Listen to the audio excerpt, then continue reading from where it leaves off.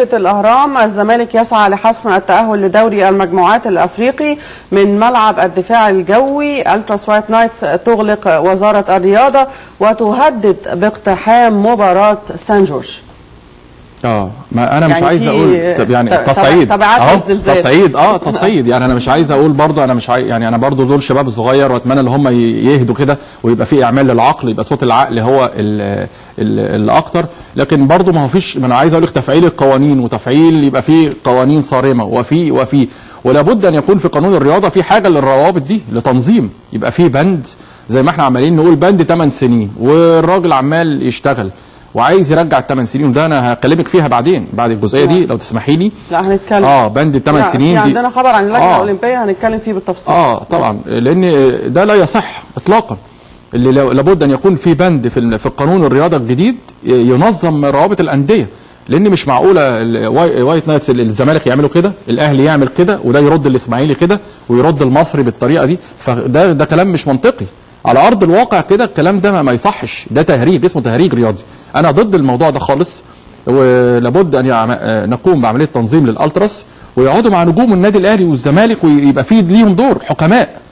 يعني اليس بينكم رجل رشيد؟ هو احنا نيجي بس في المشاكل، ما هو تونس فيها مشاكل، وامريكا بوسطن فيها مشاكل، الدنيا كلها فيها مشاكل، بس الناس بتقعد على ترابيزه مع بعض وبيحلوا. لكن احنا كل شويه نقول اصل الالتراس بيعمل كذا وده بيحارب. لا احنا عايزين نشوف لو ما قدرناش وصلنا لحل مع الناس دي تتحل فورا ويكون دور لتفعيل القانون على الجميع. نعم. بس طيب احنا يعني عايزه اخرج من الاخبار القاتمه لخبر يعني تفاؤلي قلناه في الاول في اخبار الانترنت. تمام. وعرض نيس لمحمود حسن تريزيجيه. عايزه برضو حضرتك تعلق على مستوى اللاعب وعلى العرض من نادي فرنسي بيلعب في دوري الدرجه الاولى الفرنسي في المركز الخامس في ترتيب الانديه. ويعني في عدد من الشباب متالق في الفتره الاخيره، طبعا ابرزهم محمد صلاح ومحمد النني مع بازل في سويسرا وغيرهم يعني. هو طبعا يمكن ده سؤال مهم قوي، فتحتي لي مجال اشكر حضرتك عليه. الله يخليك.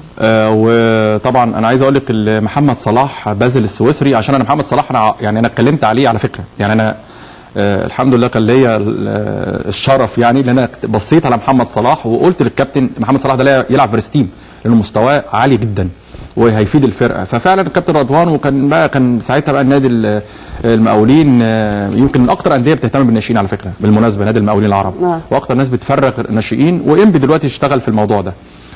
فعلا محمد صلاح ظهر مستوى عالي جدا، لان حتى بقى لهوش سنتين في البرستيم وانتقل للنادي بازل السويسري وسحب النني معاه بقى، يعني جاب النني طبعا ثقه في محمد صلاح.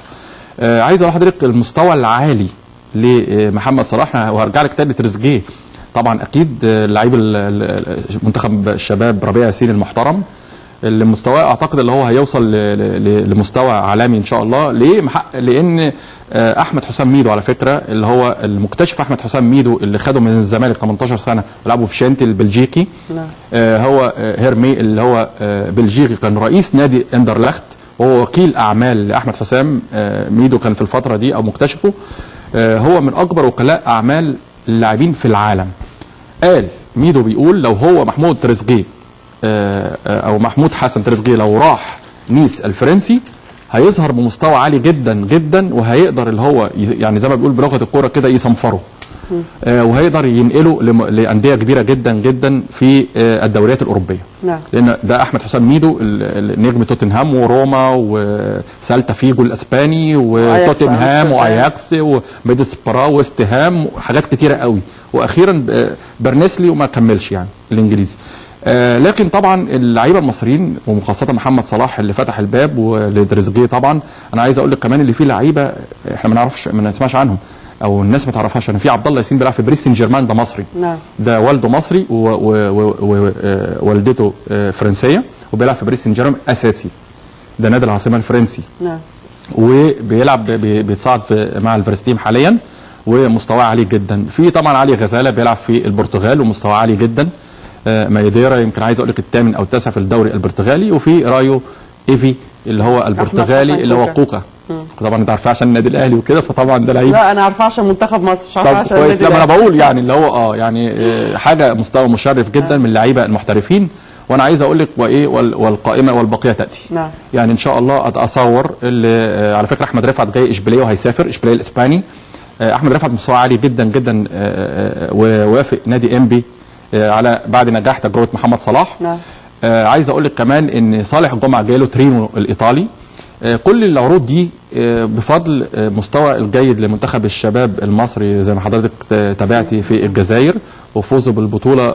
عايز اقول فاجئني، يعني انا شخصيا وفاجئ نفسه وفاجئ مصر كلها، وفاز ببطوله افريقيا في الجزائر.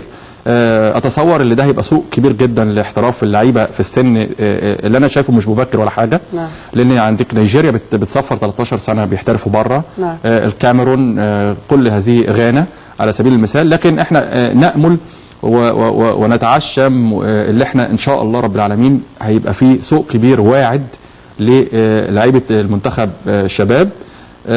عايز اقول لك كمان حارس المرمى، حارس الاسماعيلي كريم مسعد عوض. مسعد عوض اقصد، برضو جاي له عرض. في عرض كان من النادي الاهلي وبعدين وفي جلاتا عرض من النادي المصري دلوقتي. وفي حاجات بره كمان. فبعد البطوله في تركيا ده هيكون سوق كبير، ولذلك نادي انبي رفض مبدئيا احتراف صالح جمعه في تورينو الايطالي. رئيس النادي قال له لما بعد المونديال الشباب في تركيا، لان انت عارفه حضرتك كل السماسره بيروحوا في المونديال الشباب بوجه خاص. نعم. فممكن يجي له عرض افضل، حتى على الاقل لو تورينو هيبقى القيمه الماليه اعلى يعني. نعم. فدي حاجه كويسه جدا يعني. واعتقد ان تريزيجيه هيبقى مستواه كويس مميز يعني. هو على غرار تريزيجول اللي هو اللاعب الارجنتيني من اصل من الفرنسي من اصل ارجنتيني. لا، وكان في تريزيجيه كمان